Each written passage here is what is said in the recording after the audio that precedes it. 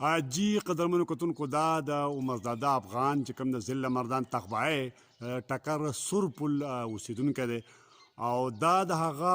عکاسي ده د هغه ډېر ښه ټیک ټاک مصوري کوي په جال او په دغه باندې. نو دا تاسو ګورئ دا یو دغه دی چې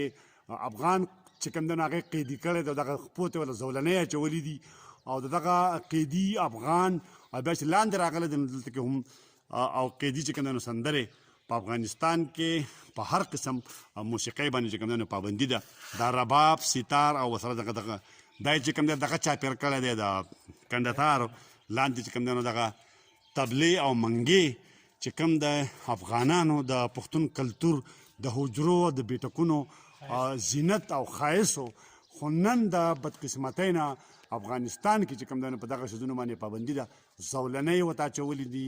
د خپو نه یې تړلي دي او دلته کې چې کوم دی نو کنډتارې پرې اچولي دي او لګېدلي دي او هغه قام چې د چا د حجرو او پکلو کې زینت چې کوم دی نو دغه څیزونه یو د کلچر د پښتون کلتور یوه حصه وه، خو افغانستان کې چې کوم دی نو دغه څیزونه بند دي او پابندي ده پرې. نو دا عکاسي شوې ده، دا یو کلیپ ډېر خوندور ستاسو سره شیر کوو.